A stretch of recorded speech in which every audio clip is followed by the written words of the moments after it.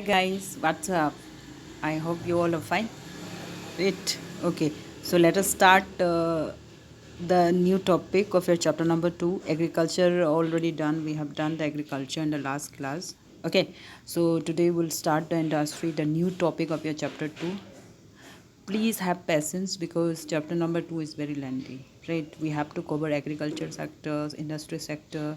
Again, one more topic is remaining, that is trade policies. Okay, and trade policies during the time of 1947 to 1990 is still remaining, right? So today we'll start the industry. So first of all, we need to know what is the importance of industry. So know that industry is very important in terms of economic growth and development, right? It plays a significant role, right? So how industry is very important for the growth and development of the economy or a country, we'll see one by one. Okay, number one, you can see industry serve as the epicenter of growth because industry produce a wide range of goods which consumers would like to consume as income increases. Okay, so you know that we have lots of diversity in the industry. We have so many different kind of industry producing shoes, producing eatable items, producing clothes, etc. So many product they are producing. So it is one of the important we can say that epicenter of growth because when income of the person increases, it increases the choice also because in the industry is producing different type of diversified commodities. Okay, when income increases, the consumer increases their consumption, kind of thing.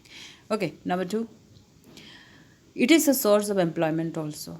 So it is becomes more significant from the fact that it is sharing of the burden of agricultural sector and giving employment. So we have seen that agriculture is the one of the most important sector regarding the giving of employment to the people.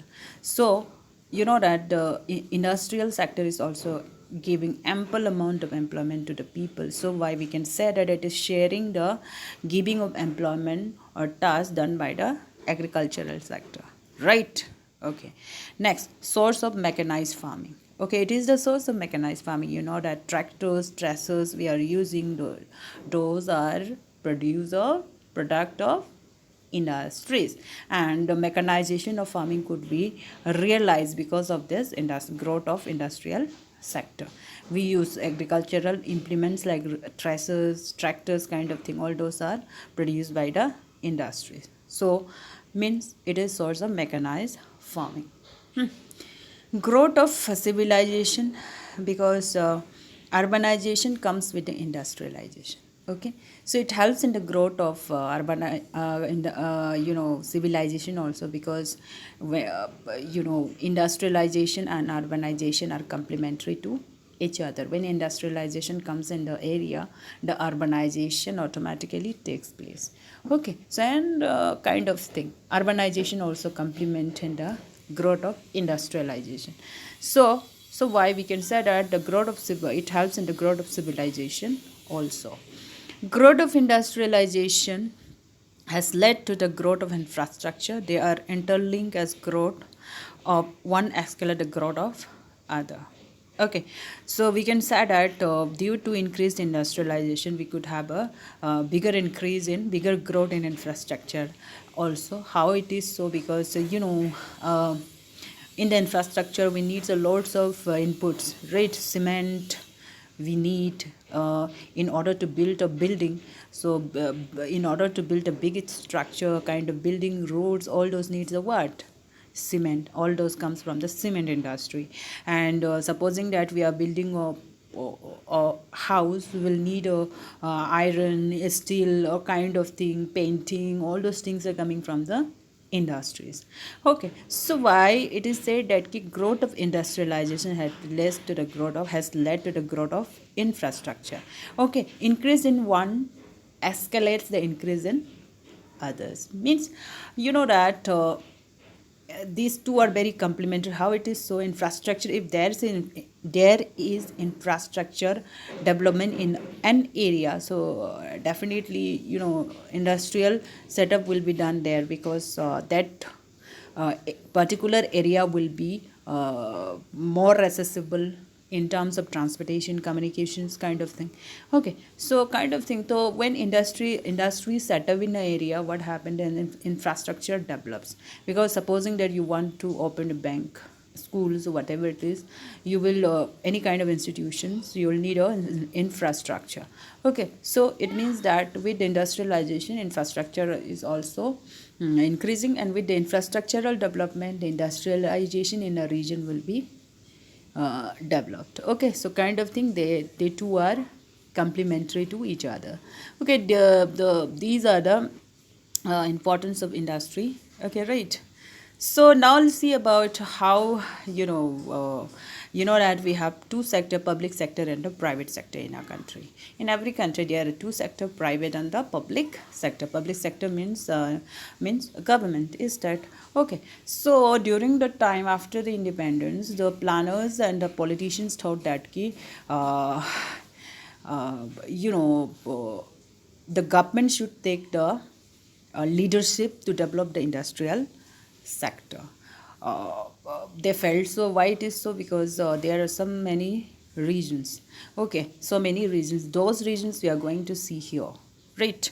Um, okay, so let us see. Number one, lack of capital. The first thing is that there was lack of capital during that time. We have just some few industrial houses like Tata Birla, okay, Tata and Birla. These are the two important, industrial houses, private sector houses, business houses, you can say, during that time. And this is not enough to develop the entire country. So the government have to take the leadership, right? In order to develop the industries in the country, the government needs to take the leadership. It is only the government who could do the development in the industry during that time. Okay, means capital expenditure was so high that the small houses like Tata Birla, during that time, it is now big, but during that time, the houses is very small, and the few numbers only. So those houses cannot bear the capital requirements. Whatever capital you are requiring for the development of the country, it is beyond their capacity. Okay, so why the government have to take the leadership, right? So this is the thing now. And the second is low inducement to investment. The inducement to investment was also very low. Means nothing is there which is very attractive for the private sector to take investment. Why it is so? Because market was very small. It means that if they produce the commodity, they do not have any place to sell the commodities. Okay, if there's no market where you will sell your commodity, if you are not selling your commodity, it means that you will be earning loss. Okay, so kind of thing. So inducement to investment was not there due to lack of market. Growth with social justice. The Indian government have an idea that growth should be accompanied by a social justice. Means equality should be there, right?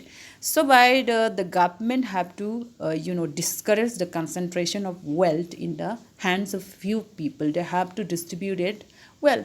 So it can be possible when government takes up the leadership. Okay, so why? Okay, that is the next stage. So these are the thing that we have studied today, right? I hope you understood. In case of any problem, you can